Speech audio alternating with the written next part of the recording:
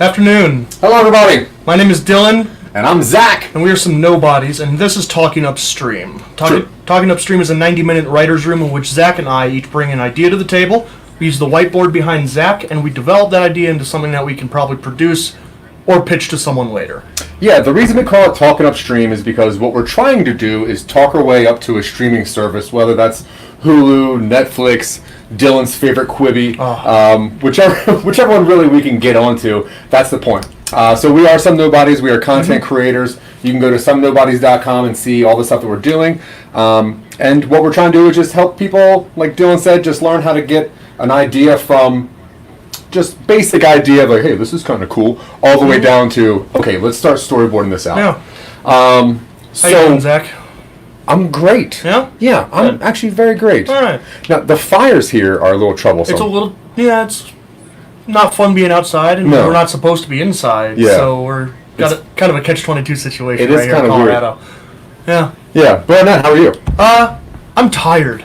I'm really tired of not being picked up by a streaming service, which is what we're here to fix. Yeah, I know. I saw all of your tweets to Quibi, and I know. They're going unanswered. I know. They're just leaving me on red. It's awful. You can do that on Twitter? They're doing it somehow. God. Maybe they got the clout. I love Quibi. Maybe you should push for the Peacock. That's that NBS. NBC? Aim high. I like it. Yeah, whatever. We need all right. All right, cool. So if you were here last week, then you remember that. What story did you bring last week? So I brought a story that we wound up calling Trap Fruit. It's about a plant which can grow plant-based meat.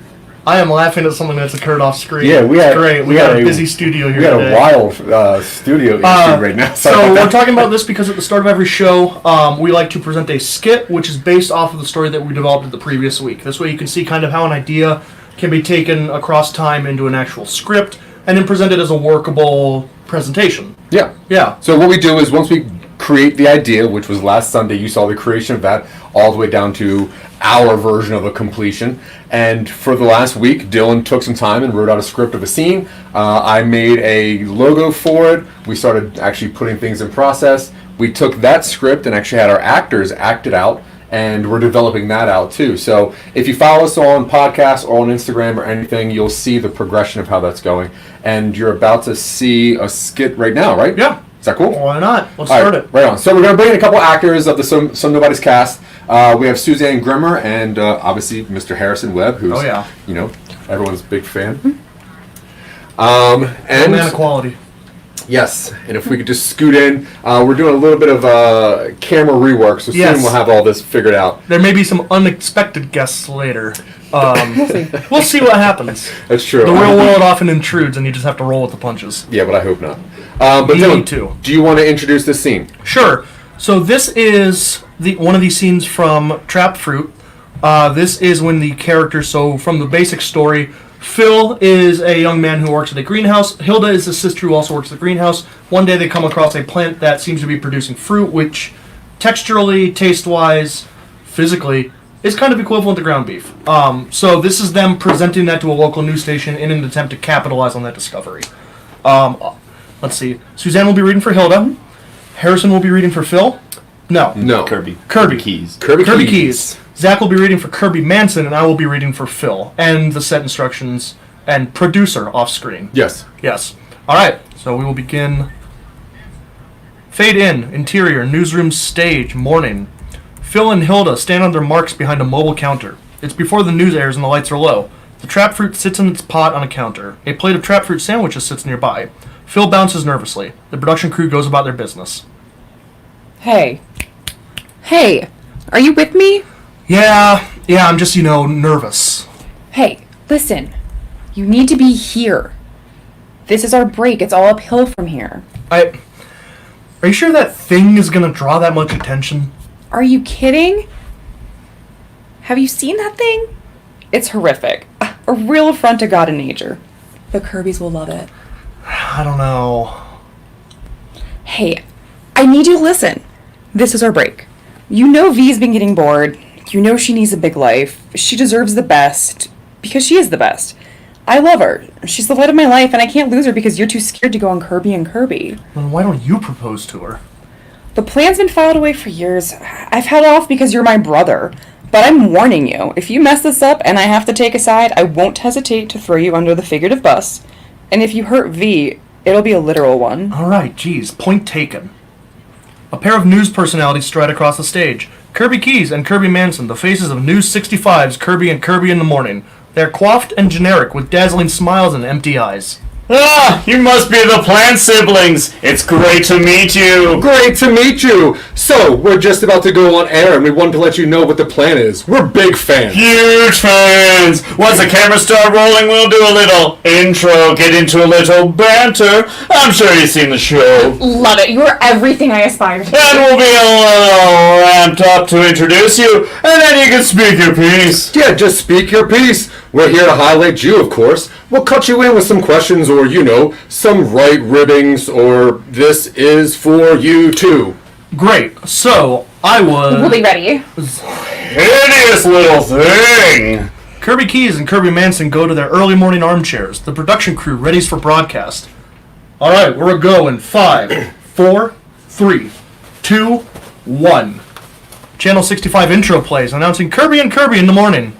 Good morning, West Des Moines. I'm Kirby. And I'm Kirby. And this is Kirby and Kirby in the morning.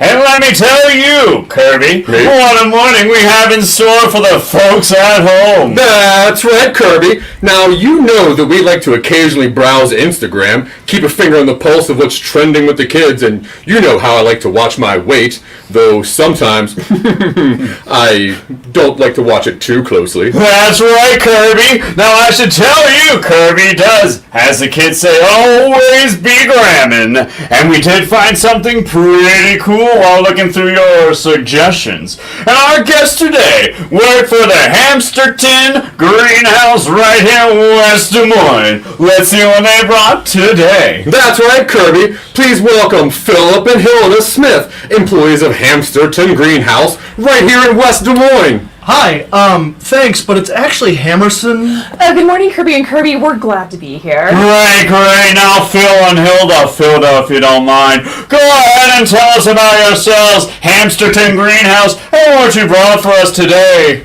Alright, so we work for Hammerson Greenhouse here in West Des Moines, and I was there at work one day. I do the social media management for the business, and we got this plant drop off by someone anonymous, and, well... Yes, we're the only producers and purveyors of this new trap fruit. Delicious and nutritious, trap fruit is a 100% natural-based protein which is produced naturally and in-house. Plant-based protein? You mean like tofu? That's right, Kirby. So we actually brought in some trap fruit samples here. Everyone takes a slider, the Kirbys look skeptical. Now, this has been sliced and sauteed with just a little bit of salt and pepper. They take bites. Reception is positive. These wine rolls are so soft. So exotic. So you can see, the taste and texture is virtually indistinguishable from beef.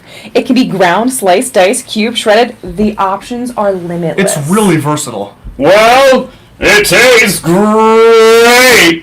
And why don't you tell folks where you can buy it? Phil and Hilda eye each other, catching on to the opportunity. Hammerson Greenhouse is the only place producing. Our propagation station is already filled to capacity. And our cafe is open for business. And our supply right now is pretty limited, so the Hammerson Cafe is open until supplies run out for the day. Well, I have to say, I'm pretty convinced. I'm pretty convinced. Tell the folks at home where you can find these again. Hamsterton, you said? Yeah, so we're from Hammerson Greenhouse. Hamsterton. Yes, Hammerson, located on County Line Road in West Des Moines. We are the sole providers of this new plant-based protein, and we hope to see you there.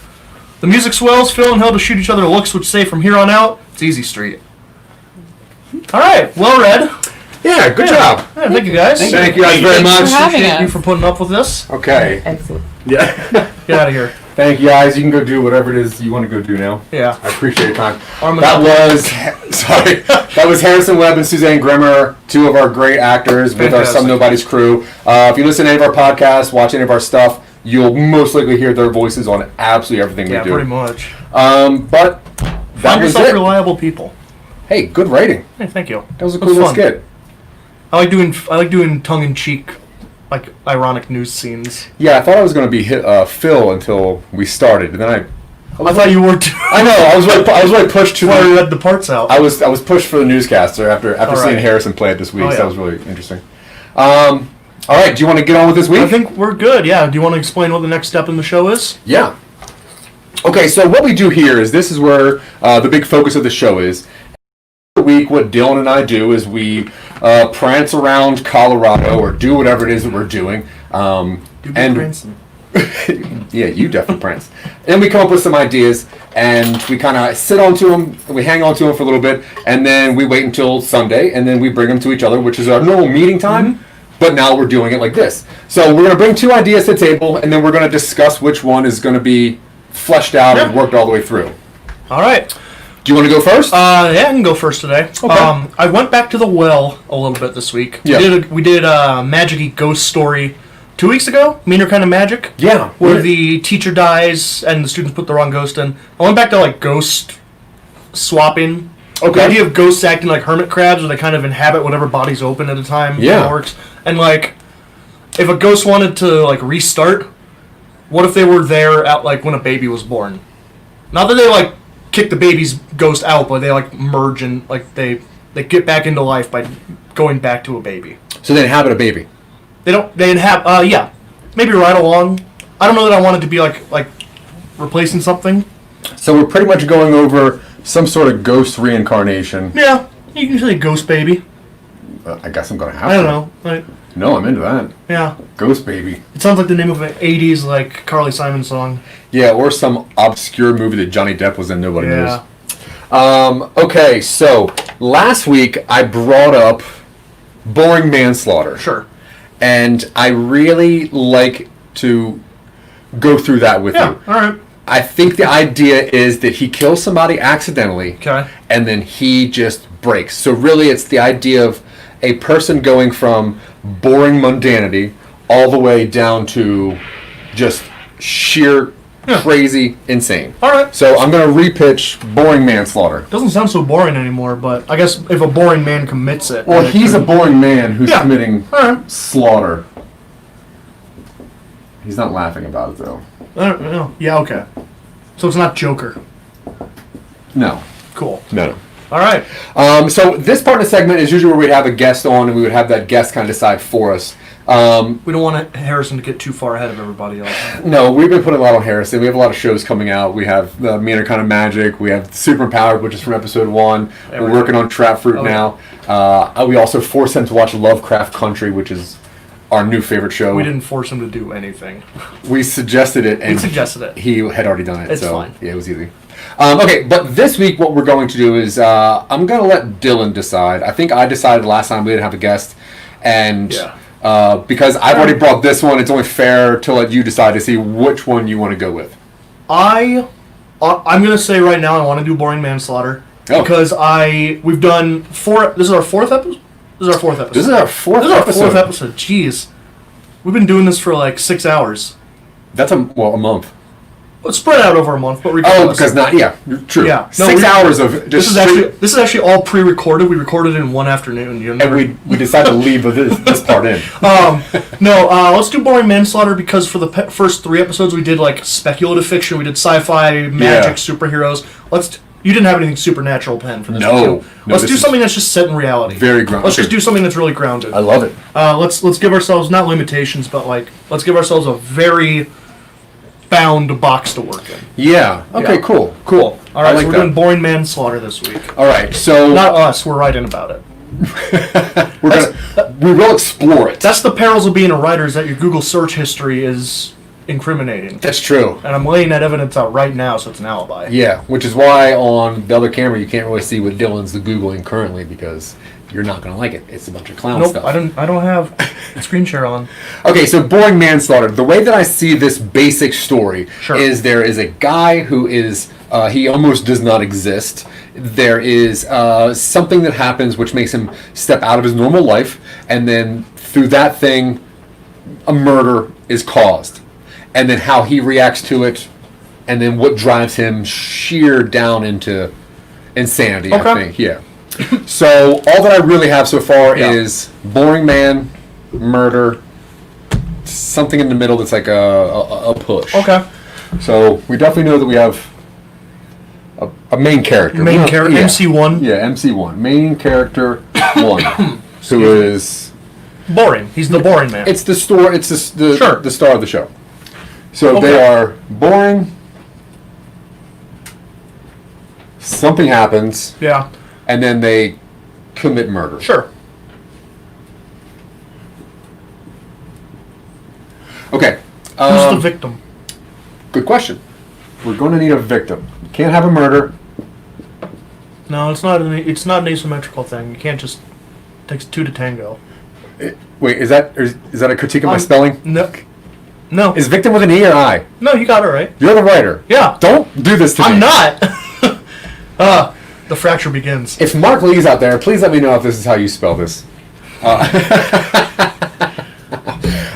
calling on the members of the audience. You're using all your lifelines. Okay, so we have our main character 1, and we have our victim. And we also know the start of the timeline. Yeah.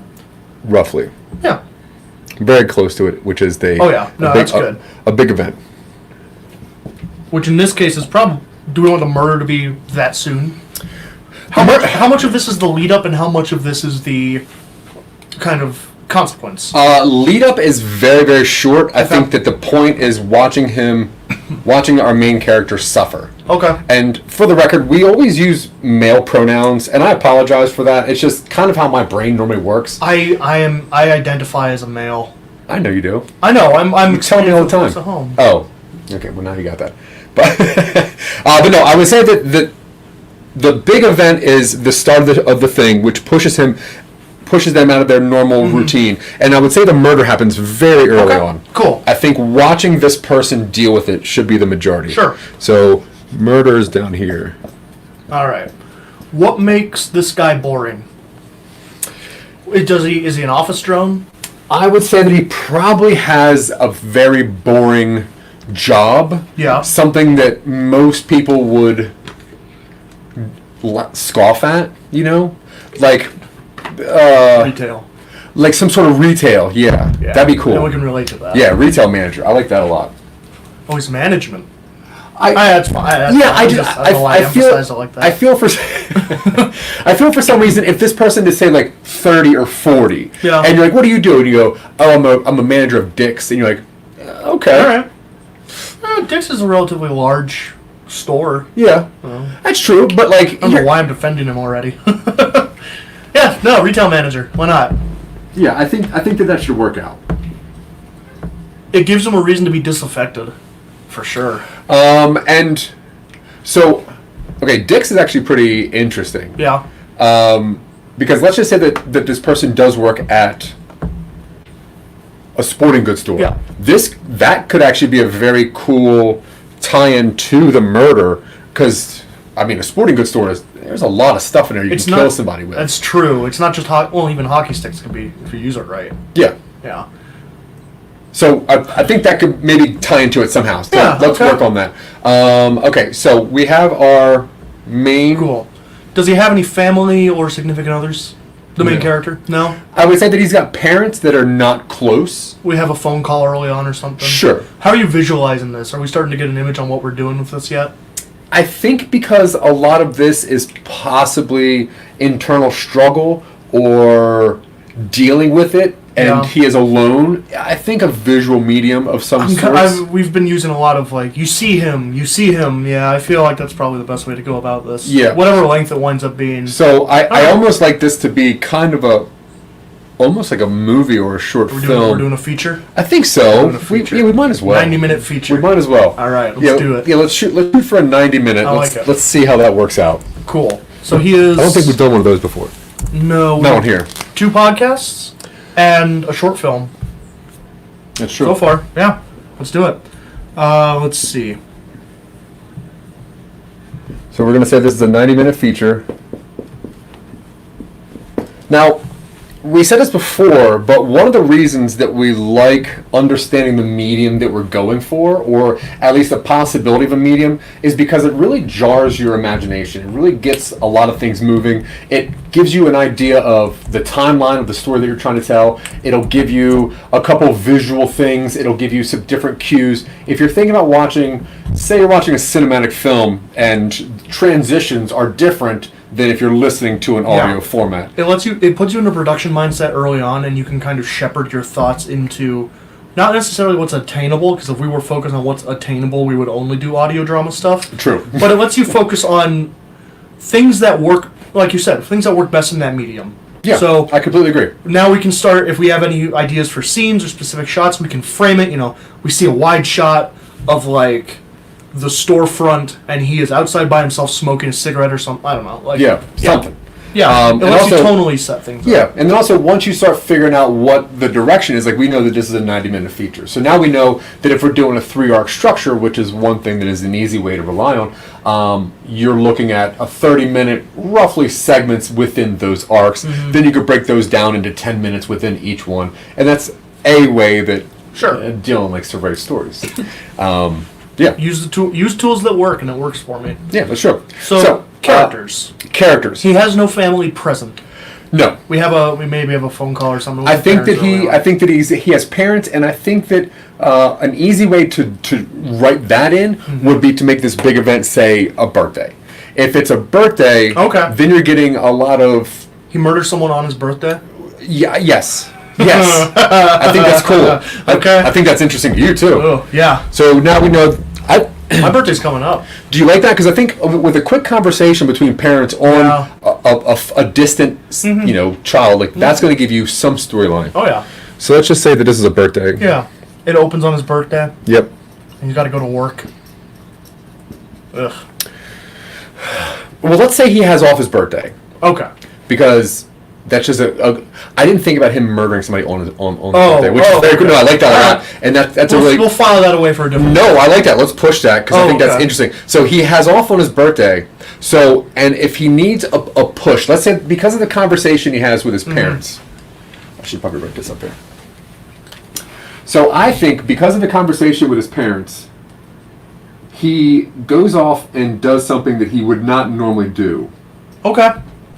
Okay, so he's boring, so he's going to go be adventurous in some way? Let's just say that he's like 30, 35, 40, and it's washing over him that he's lived kind of a boring life so far. Okay. So he wants to go and do something. All right, let's make this person a man. Just because I think that there's interesting things that we can talk about with it being a man too. Like, the underlying toxic masculinity that all men are, live with. Yeah. So let's just say that because he feels so upset that he hasn't done anything. He doesn't work at a sporting goods store, so he's got that.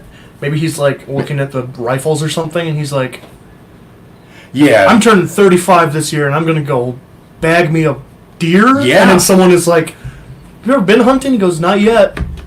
It's like maybe don't start with a gun. Maybe start with a crossbow or something. I think that's interesting. Because it's cooler than a gun. Well, it is cooler than a gun.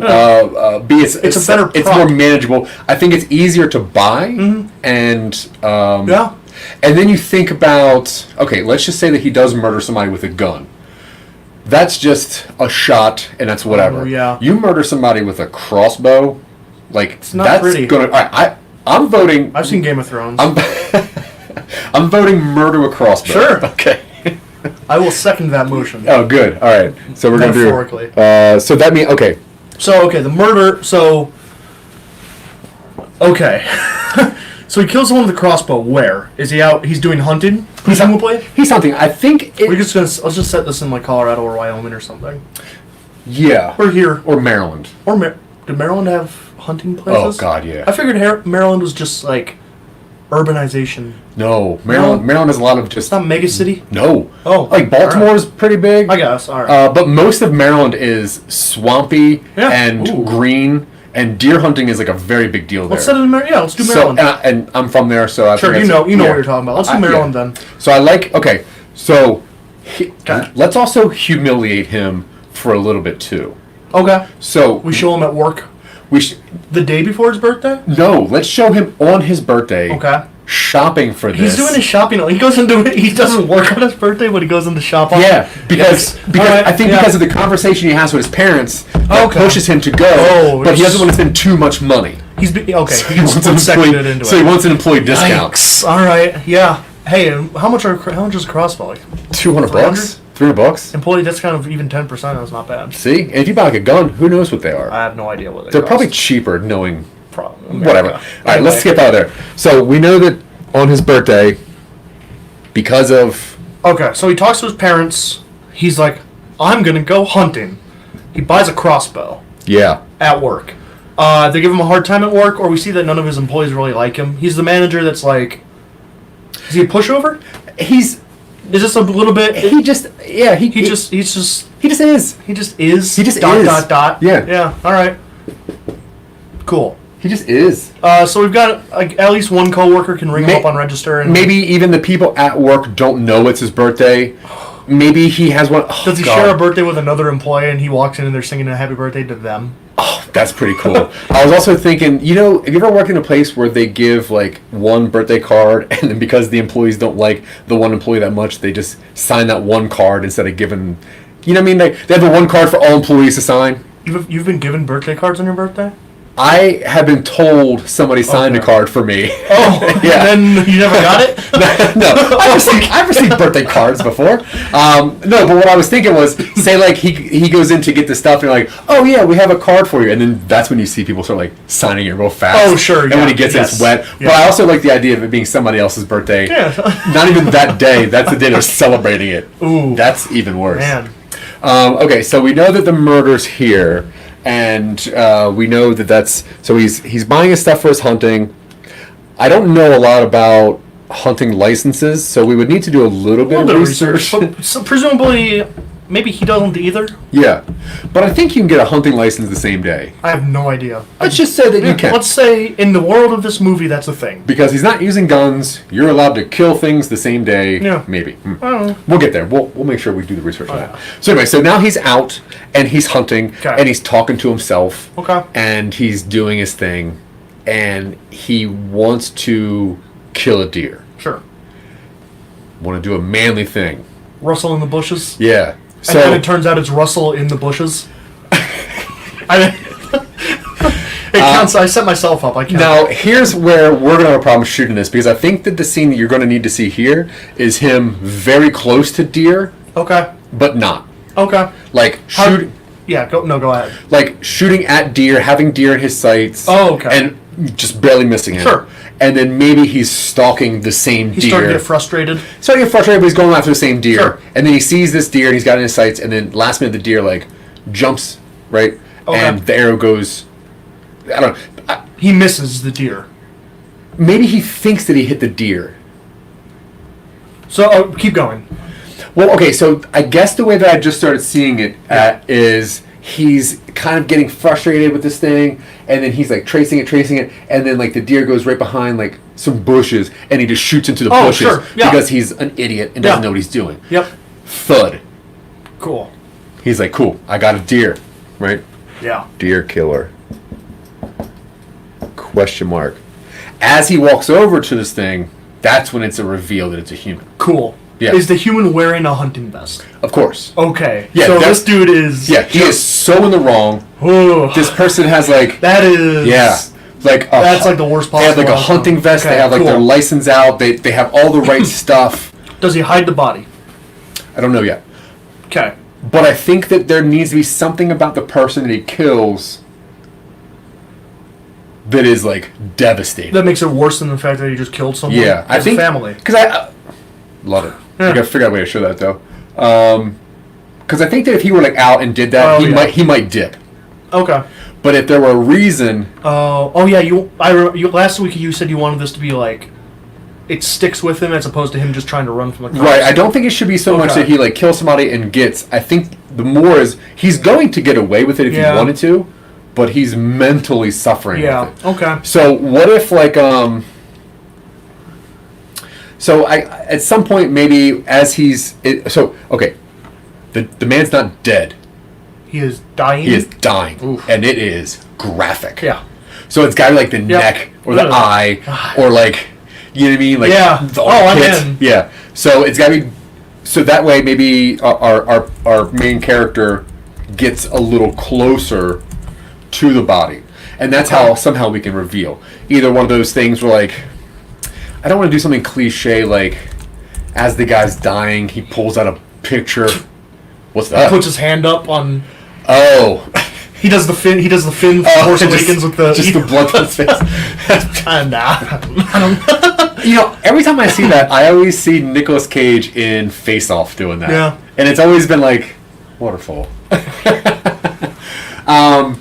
So I think, what do you got? Do a quick intro. Oh yeah. For those of you paying attention, wait, everybody's paying attention. For you, those of you who are just tuning in, man, I'll get it one of these days. We are some nobodies. My name is Dylan. This is Zack at the whiteboard. The whiteboard is what we're using here in our 90-minute writer's room to develop one of those two ideas at the top. We chose boring manslaughter to develop into a pitchable, producible, potentially idea. Something that we will have a firmer ground on which to build later. Yeah, we're not really sure exactly where this story is going just yet. But we never do. No. But so far, what we have is we have Boring Manslaughter, which is just a base title for it. We kind of figured that the best way to show this is in a 90-minute feature format, just because of the elements that we're going to use, a little bit of the tension that we're going to kind of try to throw into it. We do have only two characters so far, just our main character, one, who I think is a man, and it is his birthday. We found out that the story takes place on this main character's birthday. They have a weird conversation with their parents, which pushes them into, I guess, the world of, I want to do something bigger, I want to do something better, or I guess at least more manly. Who knows? We'll get there soon. We'll get there. So he buys a crossbow at his own place where he gets humiliated on his own birthday, which I think is very funny. Good touch. Thank you. And he goes out and he's hunting for deer in Maryland. Yeah. I like Maryland. Can you deer hunt on Sunday in Maryland? Is Google autocomplete result? Well, that's only because on Sunday in Maryland, up until recently, you could not buy alcohol. So they expect you to buy alcohol to hunt deer? No. Oh.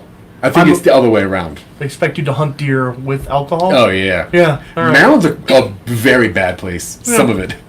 Anyway. Okay, so now, yes, we are developing this idea, and this is kind of the rundown of what we've come up with so far. Yeah. And hello, Mark. Welcome. Yes. All right, so now we know we have our main character, we have our victim. And we do know now that our victim needs to be... Mark is suggesting that he calls a timeout, and all I can think of is Saved by the Bell. He's calling a He calls it timeout? Zach Morris timeout. Yeah. No, Ethan. Ethan. Ethan? Do we know Ethan? I don't know Ethan. I don't know an Ethan. I grew up, there was an Ethan in my church. Yeah, there's Ethans in every churches. You think so? Oh, alright. Whatever. Wait, the show's called Time Out? I don't think that works. I don't like that. What did Mark say? He said, how about he calls timeout with a capital T, as if he thinks it will stop the slaughter. We're staying away from supernatural stuff. I don't know. Yeah. I don't. Hi, Mark. Okay. Causing trouble as always. It's going to be an emotional timeout. Yeah. So we know that the victim is a family person. And it's a bad murder. And I Oh yeah. but gruesome. it's in the scope of murders. It's worse. How do you spell gruesome? Swap the U and the E. See, honestly, Gruesome. that's why we got a whiteboard, Gruesome. is so that we could, so I could constantly just rewrite words. All right, so it's a gruesome murder. Only because, and we're not really into this kind of stuff per se, but I think that to push the emotional strain on the main character, it needs to be the kind of thing that really resonates with him and something that's really is going to sink in. So it is a crossbow murder. I'm going to say like to the neck or face or something. Yeah. Something where, whatever. I don't know exactly how to get in that the family... You said you don't want him to have a picture? I don't want it to be something as generic as he pulls a picture out of his pocket, like while he's sitting there on the ground dying, he's just like, check this out. You know, that's one of my least favorite movie tropes is like when somebody's dying, the thing that they need for the emotional impact is available. So what if like I don't know, what if like he's like has he's getting a phone call or something, or it says like whatever her name is with a heart next to it. Wife, Very clear. wifey, or wifey. So people have wifey in their phone? Do people put their wife in not under her name? I don't know. That feels really. I don't know. Yeah. So okay, so it just says Jessica. Hello, wife. Well, I mean, but if you have it, it is our husband. Hello. I'm doing grocery shopping. But whatever her name is, that shows up on screen with an indicator. Maybe her like contact picture is like them like face to like holding a baby, holding each other. They've got a baby in it. Holding a baby. Man, this is just gonna be punch after punch. Yeah. This is great. Okay, so maybe as Arrow person is laying there, whatever, phone's ringing. Yeah. Maybe how does Boring Man answer the phone? Or does he not answer I don't think he answers. I think that he nervously pulls it out because he's freaking out. Okay. And that's when he sees that there's a baby on there. And cool. I like that. Now my question is to you, what do you think someone would do if they were a very boring person and they just murdered a father of a family? What would I do in this situation? Yeah, if you were the calling me boring. If you were the no, I'm I know. No, of the two of us, you are the more boring one, though. I'm not going to argue that. If I was in this situation, this is in Maryland. Does Maryland have ravines? You said it's swampy. Could you like toss the body in a swamp? I mean, that's the Appalachian Mountains over there. You can lose anything anywhere in that's Maryland. true. Yeah, got Appalachia the area. Chesapeake. It's pretty. Does he bad. try to hide the body somewhere, or is he far enough out that he just kind of leaves and hopes he doesn't I leave the think that sign? he's far enough out that he doesn't need to You per se. get the bolt out of his neck. You don't want to leave that trace. He takes that, and that's just a little bit more emotional baggage. And then that's also something that can come back later. Maybe he stashes it poorly or something. Yeah. Do you think he takes anything off of it? Does he take the phone with him? I think that maybe he doesn't believe that that's like a wife and child. Okay. So maybe because I think when you go hunting, you have like your information out here. I do know that your hunting license. I do know that I have pictures of myself with people and babies, and I am not romantically affiliated with them. So it's not a far-fetched to think like maybe this isn't. I was being 100% sarcastic. If I saw that picture on some dude's phone where it was him and a woman and a baby and her name, I would be, this is his wife. Okay, fair. At a minimum, this is his sister and like niece That's or fair. nephew. All right, now we're going to go back into the realm of fictional storytelling. Sure. And what is our main character going to do? I'm going to say they're not going to be very happy with the fact that they killed a possible dad. What if they just leave? What if they literally just leave? I think they definitely leave. I don't think that they should try to cover up the body or hide the body, but I think that they should take information to maybe check on something. Take a wallet? I feel for some reason that like hunters have. I have no idea what's on a hunter vest. Yeah, I'm gonna say that they have like their hunting license out, I think, and that has like your address. I think that it would be interesting in storytelling purposes if our main character. Wow, Mark is really hitting us up with the hunting information out of Maryland. Oh, cool. Loaded crossbows are not legally permitted to be leaned against or within any vehicles. Leaned against? You can't lean on a crossbow when it's loaded. I wouldn't. No, me neither. Somebody would, though. All right, let's just write this down. Don't lean. He says there has to be safety on it, but this dude doesn't strike me as the sort of person who would use it. Or at least not check it. No. And also, I mean, safety mechanisms are... Treat a weapon like it's loaded and ready. Yeah, always. If you don't know what you're doing with a weapon, don't have one. No. Jeez. But I think that he shoots on purpose. I think there needs to be so much guilt on this person. He is shooting to kill a deer and he hits a person. Yeah. Cool. He probably doesn't even want to kill the deer, but it just happened. I mean, yeah, whatever. So I think that he takes information just because they're broke. Cool. They're breaking. Yeah. He takes some sort of information which has his address. Yes. Contact info. I think definitely address. PayPal. I don't know how that's going to help him. I don't know. Now he has the family's PayPal account. Although the address, I do like the idea of him maybe like not stalking the family, but checking on them. Just checking on them? Yeah. Ugh. Ooh, that actually gives me a very... That's gross. That gives me a very creepy idea. Yeah. Alright. So he kills the guy and he leaves. And he doesn't cover the body, and he takes his info with him. Takes info, takes the bolt. Yeah. How does he react when he goes... Does he go to work the next day? I'm just trying to skip... I'm just trying to, like... No, you're right. He's going... Yeah, he goes back to work the next day, and he's struggling. He's struggling? He's having a hard time. I can relate to that. Like, I know, I saw you wearing those Velcro shoes today. I was like, God, he's struggling. But even so much that, like, maybe the employees at work realize it, but... Someone calls him out and is like, hey, I just know... Are you alright? Yeah. You've been a little less... peppy. Something. It's very good. You've been a little less... and then they trail off, yeah. How does he respond to that? Well, how about before the next day, though? What if he actually does drive by their house and sees, like, the woman and the baby just waiting outside? They're waiting outside? Just waiting for the husband that's not answering the phone, not home now. They're just waiting. What if he can see into their, like, kitchen window and she's, like, making dinner for herself or something, and she has no idea that anything bad has happened? Oh, yeah, that's even better. And then this will be, when he drives past next, he sees that, I don't know, maybe she's distraught, or maybe she's, like, celebrating. Yeah, I like that. I like him better that he, like, drives past, looks in the window first, and they're just doing things like, oh my god, that's a family. Oh no, this is a nice house in the suburbs. This is a family that I've ruined. They have, like, a dog toy in the yard or something. So I like the idea of him going to work the next day and whatever. So we're going to go back to work. I think that we should somehow start showing him making wrong choices due to guilt and stress. Okay.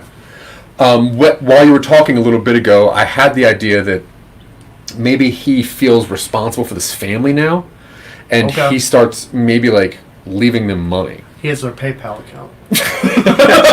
He starts wiring them money through PayPal. No, like what? Like leaving, like cash? He empties out his own bank account and just leaves them, like, cash. He just doesn't know what, because honestly, like, if he's going to just tell on himself, he knows he's going to get in trouble. He doesn't want to get in trouble, but he doesn't know what to do. So what else would he do if he's trying to do the quote right thing? Right. Leaving cash on. I think it's funny that he leaves cash. Oh, this guy. Thinking that this is like, maybe this will help.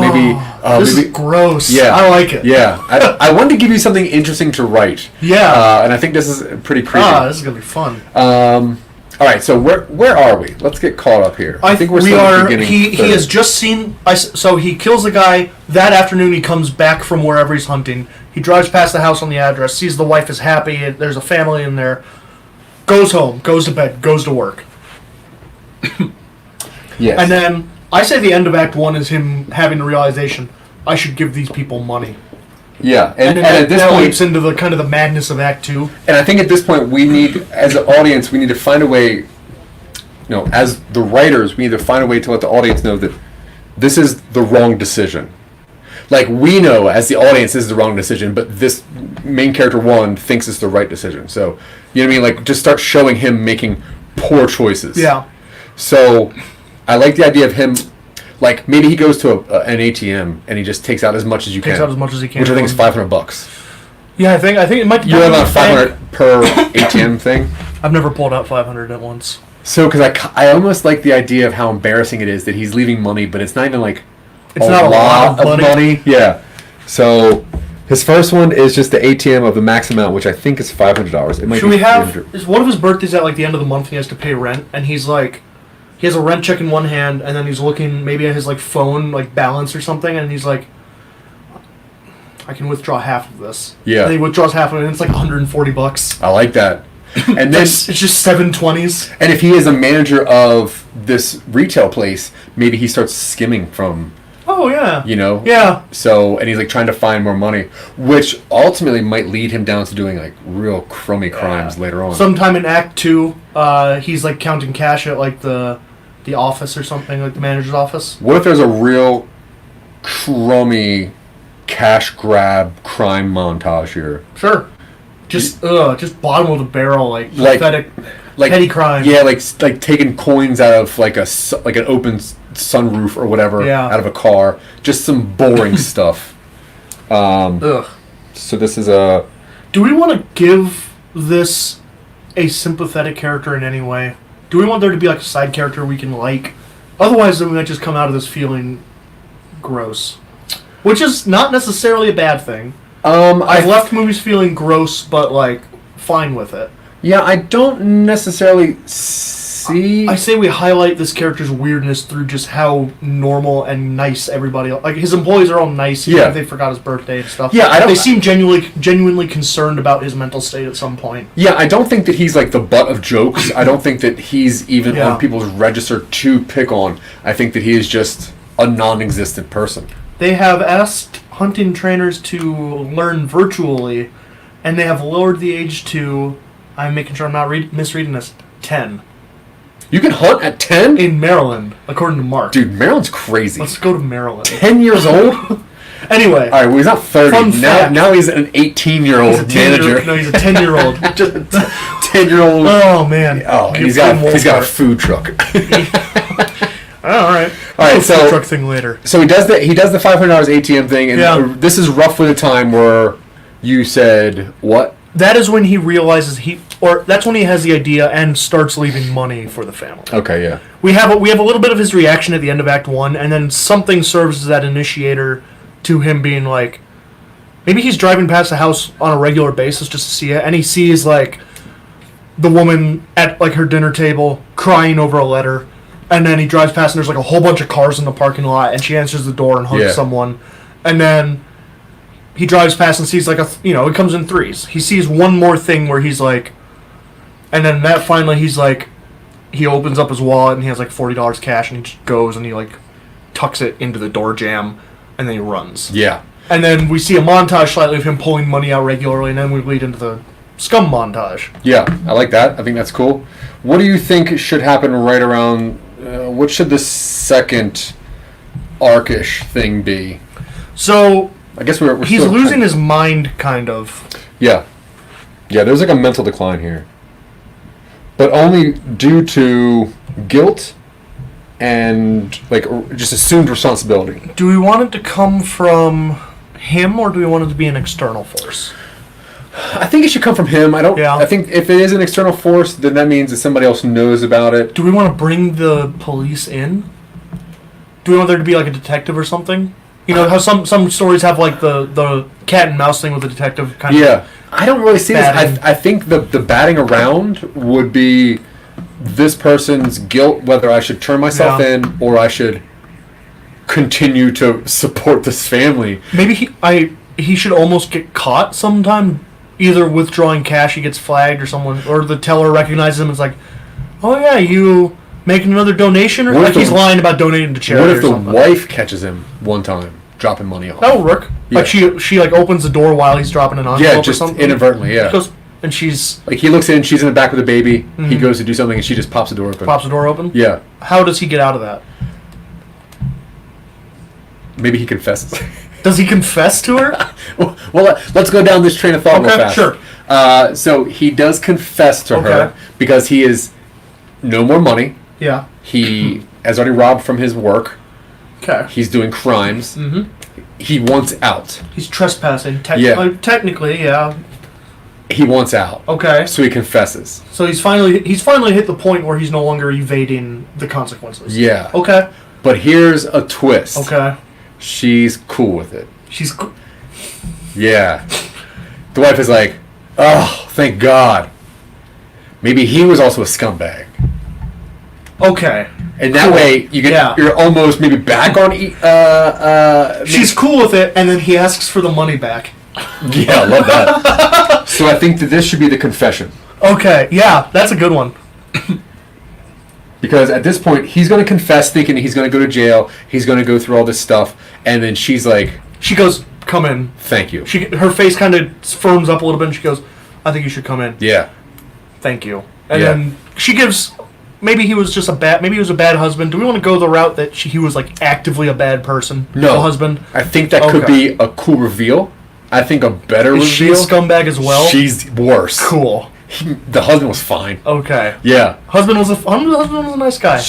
Maybe she's like... We see pictures of him with friends doing stuff, Yeah, and they're out as a happy couple. He's fine. Yeah. He's just a fine dude. She just was not satisfied or something. What if she was gonna kill him anyway? Is that too far? That might be too far. It might be too... file it away. It might be too far. Yeah. Because that's interesting, too. What if he asks for the money back and she says no, and then it becomes those two kind of like... Well, no, because she very much has the upper hand on him. Oh, yeah. Yeah. So she tells him... I like the idea that at some point he does go like, can I have some of that? Yeah.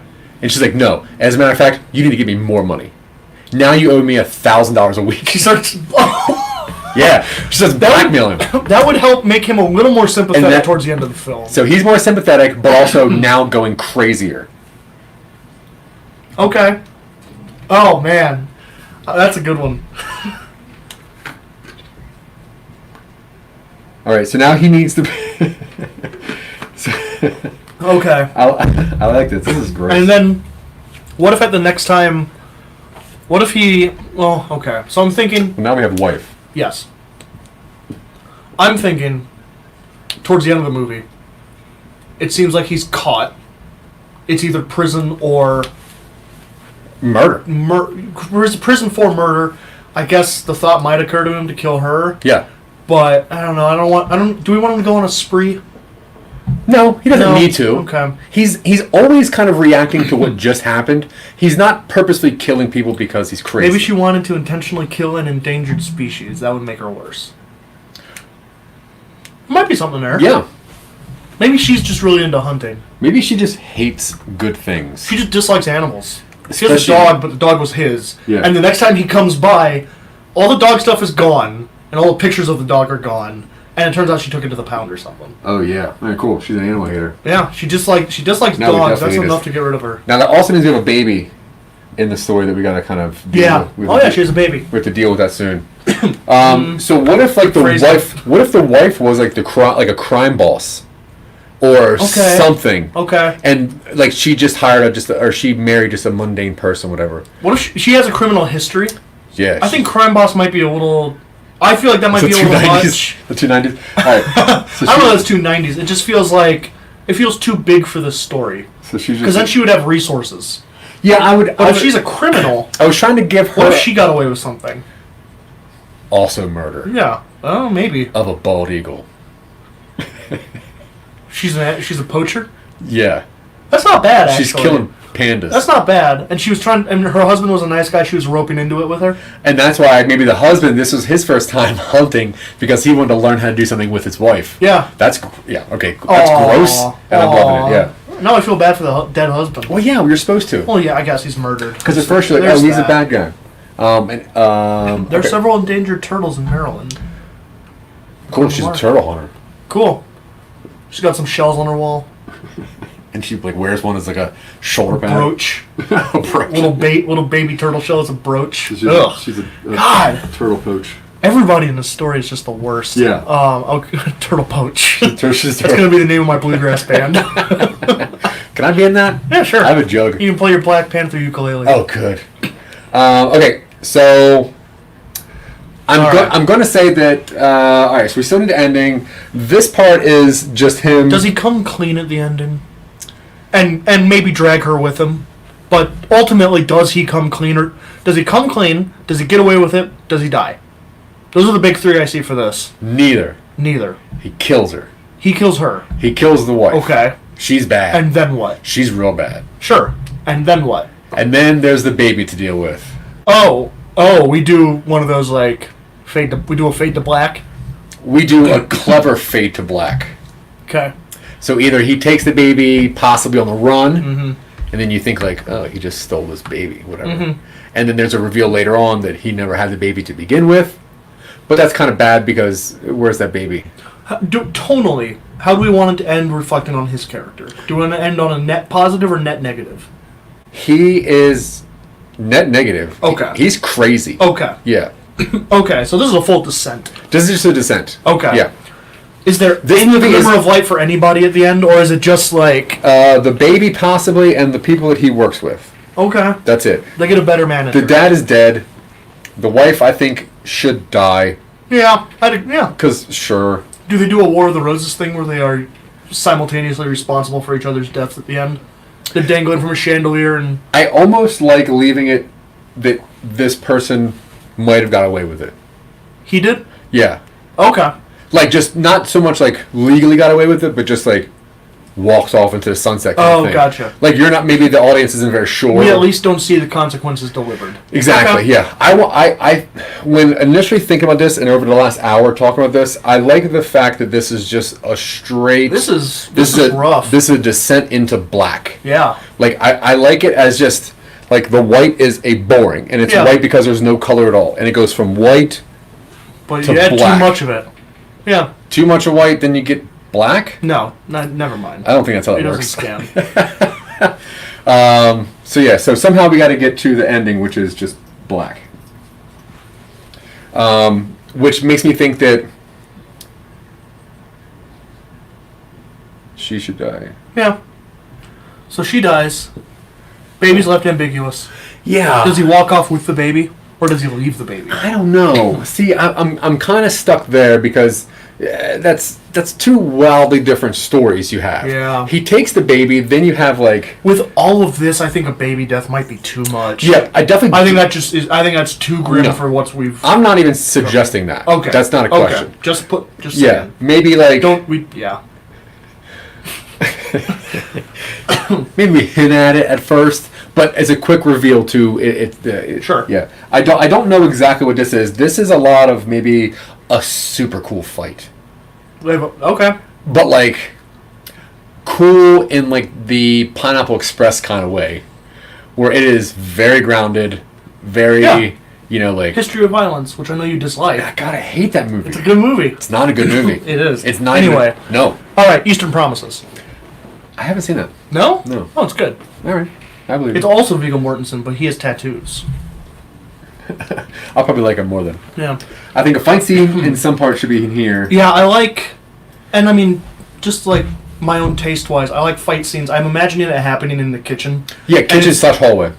She has a not an island counter, but one of those that come out from the wall with the open gap, so like Yep. she can see the dining room, and we see over the counter. Then just kind of like she's very clearly more experienced at fighting than he is, but he's like maybe he's like 6'5" and lanky, so he can reach. He's lanky. Oh man, and he's also crazy. and now. it's not a fun fight scene, but No. it's just mean. And it has to end. It's got to end in a very visceral way. We'll figure it out. I Yeah. don't know if we want to go into too much No, visceral we don't have to. detail on But I'm this. just saying, like, there's no Yes. question what happens to wife. Yeah. And then whatever happens to the baby, not really sure about. Okay, so the main characters, we have main character 1, who is our person who is nothing going into sheer descent into blackness. How old is this? How old is the baby? Is it like a toddler or is it like a newborn? I'm just for fairly- the sake of like, do we get a shot of like him looking down in a crib? Do we get a shot of him seeing like a race car bed? Are there toys around? Is there like a wheeler? I'm just wondering. Yeah, I'm guessing. It also affects the family's relationship. Yeah, I'm thinking that to make the beginning part of this as powerful, it needs to be somewhat of an infant. That also means that when we get the reveal that she disliked him, she's angry that he died and left her with this newborn. Yeah. So it makes her even worse. Like Yeah, she's like, no, she's bad. thank you, but now I have to she's deal with this thing by myself. She's the big bad. Ugh. He's the little bad. Okay. Yeah. And then maybe it's one of those things where like it ends with like the cops, like in the background, sirens or They whatever. pull up to the house Yeah. after reports of noise. Okay, so where are we at? It's about 3:30. Yeah. Let's do a quick recap. If you just tuned in, we are Some Nobodies. I'm Zach, I'm Dylan. and once again, we Yeah, are Some yeah. Nobodies. I really messed You're that burying up. the lead on this, Zach. They don't know who we are. Anyway, this is Talking Upstream. It's a show where me and Dylan, we come to the table and this beautiful whiteboard with 2 ideas. And what we do is we work our way down from those 2 ideas down to 1 idea. From that 1 idea down, hopefully, to about a pitchable idea so that we can start working on it to create a podcast, a TV show, a comic book, whatever medium we find that is probably the best suited to tell the story that we're trying to tell. We call it Talking Upstream because what the goal of this show is for Dylan and myself to be able to talk our way up to a streaming service. Hire us. Dylan's favorite streaming service is Quibi, without a doubt. He has very short-term memory, and he likes 10-minute segments. That bit's going to get old one of these days. Probably not. I doubt it. Okay, so, and once again... I'm more of a Vimeo guy. You're a Vimeo guy? I don't know. You just like free content. Daily Motion. So, if you're tuning back in, we started going over a story about a boring manslaughter, about a man who, because of a push of life and whatever else, he accidentally kills someone while hunting for deer with a crossbow. He's trying to figure out what to do with the knowledge and the guilt and everything else, so we think that it's kind of interesting that he decides to start leaving this person just money. So he starts dropping off just brown bags of money.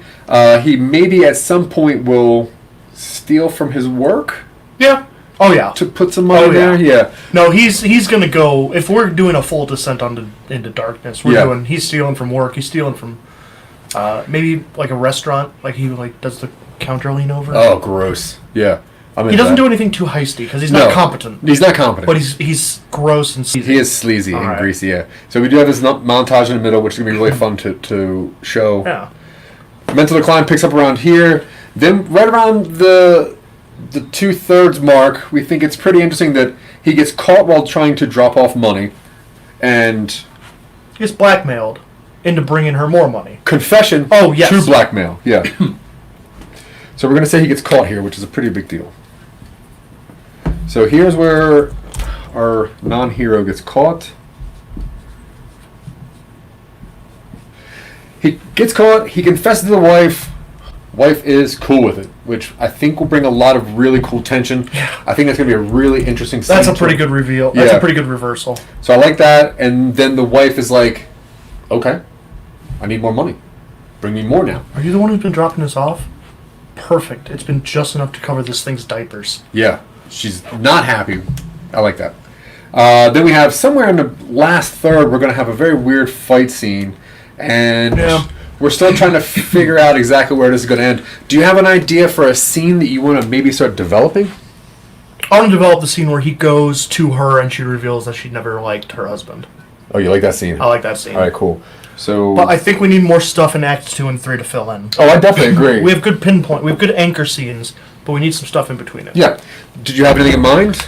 I like the idea that I want the police to show up at some point just to show there is a threat of him getting found out at some point. Okay.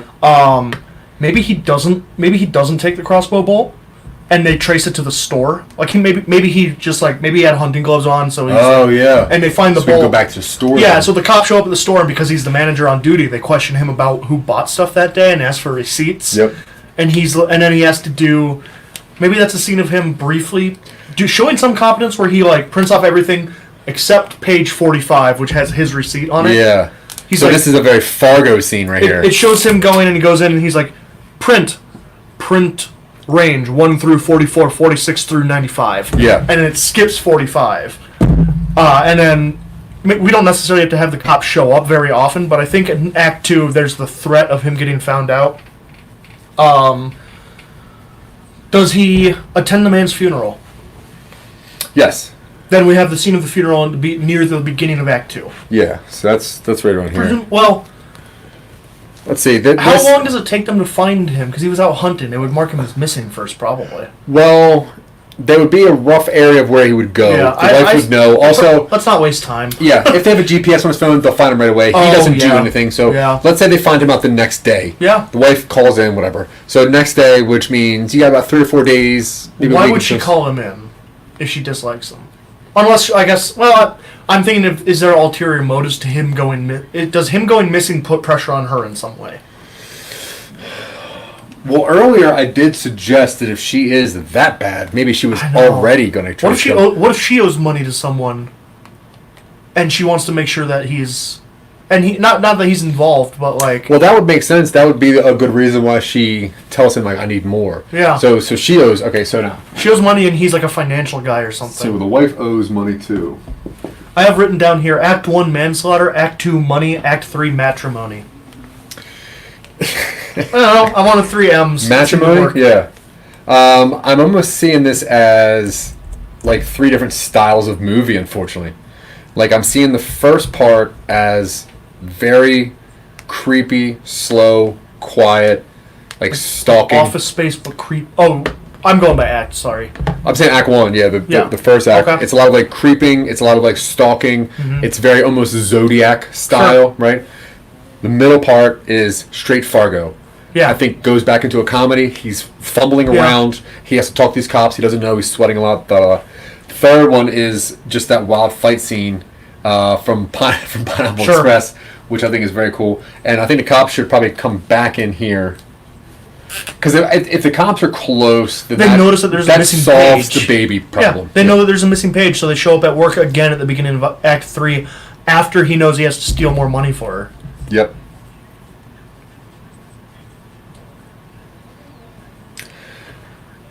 Does he talk to the cops? I think at this point they don't give him a chance or a choice. I think they're like, "Hey, the records you gave us were incomplete the other day." How does he get out of that? Specific.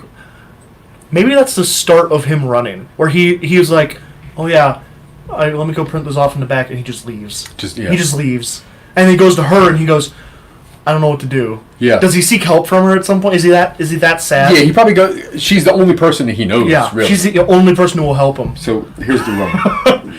Okay. So he runs to the wife. And I maybe the cops should show up at his work fairly certain of him, probably later in The second he shows up to the wife, she just walks right over and calls the cops. Come on in. You've been made. She walks right over, calls the cops, and that's when the fight starts. He tries to hang up the phone. And then they just fist fight. Yeah. Okay. Get a knife out of the knife block. She calls. Maybe she doesn't call the cops. Maybe she calls the people that she owes money to, and I kind of like that she calls the cops. Yeah, but she's also a very bad person. She is. I imagine she covered her tracks. What if she says she didn't call the cops? And then he But interrupts her beforehand. if you overhear the conversation, it's like, you need to get down here and kill him. No, he's causing trouble. Yeah. And he's suspicious that she is only using pronouns or something. Yeah. Yeah, like she never states it's a crime committed. She goes, "Yeah, he's here." Yeah, get here. And then maybe he thinks that she's talked to the cops or something. Sure, bring the cops if you want. That's not bad. Wife calls somebody. I think that's a very cool scene to be like, "Hey, you're the only person I know." She's like, "Yeah, come on in. I know it's crazy." Just immediately walks right over. Why are and you makes a here? phone call. Yeah. Yeah, sit down. Do you want water or anything? She brings him water. I'll be right back. Yeah. How does he find out that she's calling the cops? Is it within your... Wait, she doesn't have a phone on the wall. What year is this? Oh, true. Wait, what year is this? Do we want this to be set in a different year is age? this? Are we doing different age? Are we doing our different age? The Ice Age. It was an age of man. The 90s was a different era. I was thinking the 90s. That would be kind of cool. It does kind of feel 90s-ish. We could use the Bare Naked Ladies in the soundtrack. Oh, God, it made me so happy. All right, yeah, let's do like a period-ish piece. What would be... Is there a pretty popular sporting goods store in the 90s? I don't think Dick's Make is it local. around. What's that? Make it a local sporting goods store. Yeah, I love that. All right. Is this a small town? If we're setting it in Maryland, you know small towns in Maryland. Will this fit for a small town in Maryland? Sure, this could easily be Elkton. Yeah. All right, Elkton it is. I was gonna say what a Maryland town name, but I can think of probably places in Michigan there would be no Elktown. Elktown. Yeah, it is. Yeah, it's Are there elk in Maryland? Yeah, there's the Big Elk Mall. Really? That's Elk Neck State Park is there. Not That's stuff named after elks. Actual elk. Yeah. Okay. Yeah. There's a guy named Elk. There's a bar named Elk. There's this one dog named Elk too, but he's big. Okay, so now we have close to the ending. I still want to work on this scene with you, and I like most of this. So a lot of the middle part is going to be just evading the police, evading suspicion, trying to blend in, and being awkward at work, stealing money, not being caught by security guards. Then you get to the 2/3 spot, and that's where the confession happens. I'm really excited about this fight scene. We've never worked on a fight scene before. Not real. No, we haven't. Not All at of our all. stuff has been pretty. This is the grimmest thing we've worked on. This is the darkest thing that we've done. Yeah, by a really wide margin. Most of our stuff is kind of sci-fi and funny. I'm into this though. Yeah, This is fun. This is cool. This was a big diversion of our normal stuff. Yeah, which is good. It's good to get out there and do stuff that you don't normally do. All right. So what are some more things we want to work on? We only got like 20 minutes left. Yes, we do. Let's see. We still got to develop this scene a little bit. So I'm going to run through the whole thing, scene by scene, just what we have so far. Okay. I don't want to. Okay, first off, I don't want him to wake up because it's weak to start a movie with him. Maybe he's making breakfast before work. He gets a phone call from his parents. He talks to his parents. He's initiated into being a man because his dad was a truck driver or a hunter or something. I think that scene should be funny. That's first, and that's funny. Like, just wild Yes. comedy. Yeah. He goes to work. They're singing for a coworker. Well, he doesn't go to work. He goes shopping at work because he's made up his mind. Is he doing a search to find out things that he can do outside? Yeah, he's like maybe Okay. searching. Well, okay, but if it's the 90s, It's though, the 90s, so he's not going searching. He's going through. What if he's so lame that he goes to like a truck stop outside of town and picks up those like what to do in this town? Maybe let's make it like packets? the early 2000s. Yeah, where he can internet's still. around. I like the internet because I like. He goes to Netscape Navigator. Yeah, he's using some Lycos material. Yeah, he goes to Alta Vista, Ugh, gross. and he's doing like manly things in Maryland. Yeah. And it's like Mainly hunting, things to do canoeing. for your birthday. Yeah. Yeah, and he was like, "All right, I'm gonna go hunting." And he goes into work. He's like, they "Oh, are singing God, to his I have off coworkers. I don't think he cares. Yeah. I think it was just a coincidence he got the day He actually off. might even like going in there. Who knows? Yeah. He does because it's his only social outlet, And he gets it for cheap. and he gets it for cheap. Yeah. Goes in, buys a crossbow, a vest, a hat, gloves, bolts, jerky, camo pants, Sure. camo jacket, Yep. sunglasses. That- If I said sunglasses again, Probably. he buys a second pair. That urine stuff that you put on yourself so that animals think that you're not a human. Deer stink. It's a good ska band. Deer stink. We already have, what is it? Turtle poach. Poach, yeah. Turtle poach and deer stink. Deer They opened stink. for him. Man. Alright. Tune in for our next show on IBM TV where Zach and I come up with band names for an hour and a half straight. Yeah, we could probably do that. We can probably do that. Well, that'll be a very special episode. So he goes in, he buys it. He is very clearly not the focus of work. He is seen as just like, hey, do you work today? No, it's my birthday. You're here on your birthday? Yeah. Yep. Boop. Boop. Boop. Boop. Total $645. I forgot the discount. No, I didn't. Total $630. So he buys all that stuff. We What are, see you, him. just like, what are you doing with this stuff? What are you doing? I'm Hunting. going hunting. It's not deer season. Yes, it is. It started yesterday. It's a little late for deer, isn't it? I don't know how often they sleep. Like this is when they've grown into their antlers, right? All their antlers are bigger, so I'm gonna get some points. All right, so he goes out into the wilderness, wherever that is, mountainous or swamp or forest. We have a short montage of him shooting deer, or at least hunting deer, Yeah. trying to. Yeah. We have a longer scene of him tracking a specific deer. Maybe it's a buck with a pretty nice rack of antlers. You don't have to laugh at the word. I was trying to phrase it wasn't. the way you couldn't giggle. It's kind of funny. And then he shoots, he misses, we hear a thump, he goes over, has a bolt in the neck. He starts freaking out a little bit.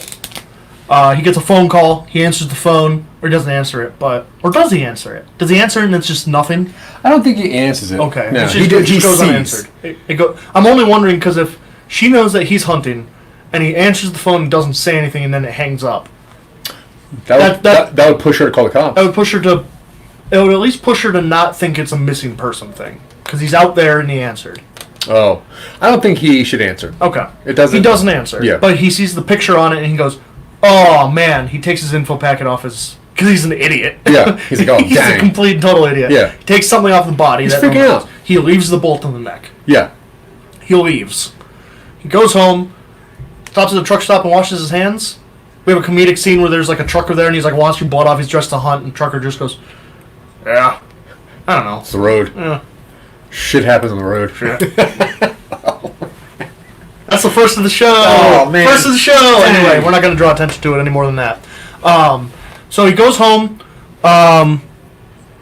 He drives past the woman's house based on the information on the thing. He sees that she has a life. And then he goes home. And then he goes to work. Yeah, I think that he goes home. And then he leaves early from work and he drives back past her house. The garage door's open. There's no car. He looks around because it's daylight. He's an idiot. He looks around, looks in his wallet. He's got $40 cash. He runs up to the door, sticks it in the door, runs back to his car, Doors open, hazards are not on, Yeah.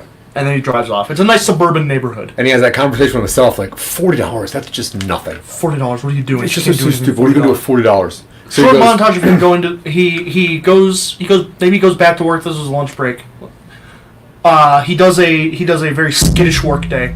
Goes home. Rent bill is there. He looks at his balance on his phone. He has a flashback. Maybe I don't know. If maybe a flashback to, or no. Maybe he just sees he has a pile of hunting gear on the floor where he left it, and he sees that, and he looks at his balance, and he looks at his rent bill, and you see him doing the mental math. See him at the ATM. He withdraws maximum. We see him write a check for rent, or we see him do rent separately. We see him withdrawing money for some other reason. It's late at night. He's in the suburbs. He puts on a scarf around his face. I imagine he doesn't have a ski mask. He somehow covers his. Maybe he's just doing this. he has a t-shirt. He does a t-shirt up over his Yeah. nose. Such a loser. Maybe he cuts 2 eye slits in his Does he- t-shirt and pulls to his forehead. Does he? Presumably, he leaves the cash in an envelope on their porch. Maybe. Yeah. Does he write anything on the envelope? Like sorry. No, because that would leave handwriting. Yeah. Or does he? Because it leaves. Maybe he handwriting. writes, like, more to come or something. Just, like, not knowing what to do. I don't know that more to come, but I like that More he will writes. follow. He writes something vague enough that he means it to mean that there's more cash on the way, and maybe she takes it badly. Yeah, she takes it as, like, it's the stuff from what It's she a owes. threat. Yeah, and she's like, oh my god, Why are they giving me money? this is... We This see is him. crazy. We see him withdrawing cash. We see him go back to her house. There's another car in the parking lot. She answers the door with a hug. It shows that she is grieving and she knows that something is going on. He goes to work. He has a scene where he evades notice again, or maybe it's starting to get to him, and they're like, "You okay? You look a little ragged." Maybe he tries to return. He tries to return the hunting stuff. Yeah. And it's like, but you use this. This is like $630 and it's all used. We don't sell used stuff, do we? But it's broken. It broke. It was broken before I got it. I never And used he it. does not succeed in getting to Yeah. return it. Yeah. Right. Okay. But that might be a cool scene later on where when the cops come in, they're like, hey, did you have money that... He goes to the funeral. He leaves an envelope under her wiper with Ugh, cash in it. Yuck, yeah. And that one says, "I'm sorry." Yeah. That one says, "I'm sorry." I'm sorry. You know why. I don't even think that. I think it's pretty clear. Yeah, right. And then So there's funerals in here somewhere. yeah, the funeral's in there somewhere. I suspect probably either the midpoint. Do we want it to be the midpoint of the movie where he sees the impact fully? Maybe a lot of people are here and they're all really upset. Whether it's the midpoint, it's definitely a crux for him to go try to get more money. Yeah. Because there's a lot of people Yeah. consoling. He eventually gets ragged enough that he goes to her to confess, knocks on the door. This is the scene we will expand on. "Hey, I'm the one who killed your husband." "Oh, cool, this makes it easy. Come in." "What?" "Blah, blah, blah, blah, blah. I was never much in, he was fine, but I'm, this is great you're here. You've been giving me cash." "Yeah, is there any way I can, if you're cool with it, like, can I have that back?" "No. If you don't give me more, I'm going to the cops. Yeah. And they'll believe me over you because I have your DNA on these envelopes, and presumably, Yeah, and your you're handwriting. You're very clearly not very bright, Yeah. so you're gonna get me more cash. How much? I'll let you know when you're done." We get a montage of him throughout Act 3, stealing money for her specifically. It's not very long. We get the scene of the cops coming into the store.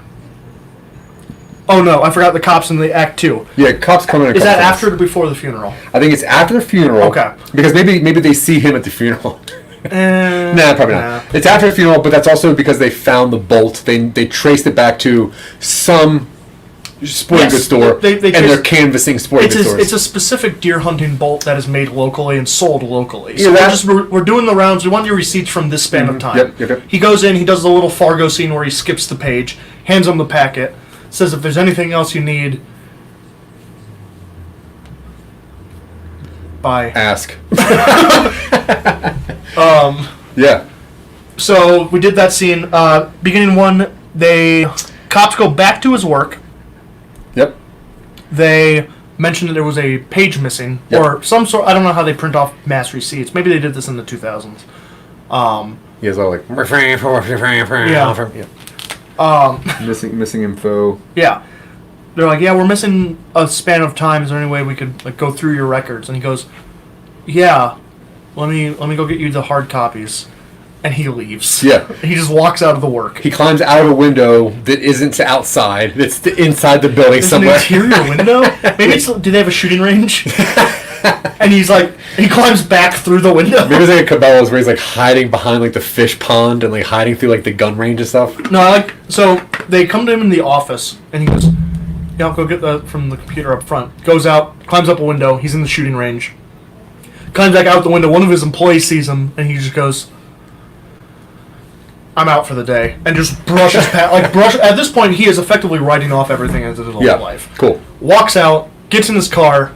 The cop car's there. Maybe one of them sees him leave, Yeah, probably. or someone in the car. The chase is coming. He goes to the woman's house. Is like, "Hey, they were at my work. Like, I'm sorry, I don't have cash for you. I know this isn't a payment day." And she goes, "All right, sit down. Would you like anything to drink?" He goes, "I need some water." Gets some water. She goes, "I'll be right back." Goes to her house phone. He immediately is like, "Oh God." He vaguely hears her like, "Yeah, hi. No, I know I'm not really supposed to call, but someone's here." And he goes, "Wait, what?" And he goes in and he overhears like the tail end of her conversation where she goes, "Yeah, no, like I'll try and keep him here. He says the cops are after him. If you want to come get him."